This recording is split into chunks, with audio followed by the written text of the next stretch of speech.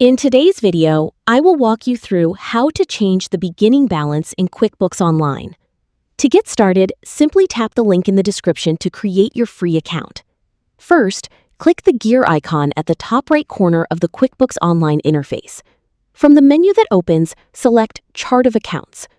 Once the Chart of Accounts is open, locate the specific asset account for which you want to change the beginning balance. Next, find the View Register option next to that account and click it. This opens the Account Register, where you can view the transactions associated with that account. In the register, look through the transactions and locate the initial transaction, or amount, that represents the beginning balance for the account. The initial amount will be highlighted. Click on it to open the field where you can make changes. Enter the correct amount for the beginning balance. Once you've entered the updated amount, save your changes. The register will automatically update to reflect the new beginning balance.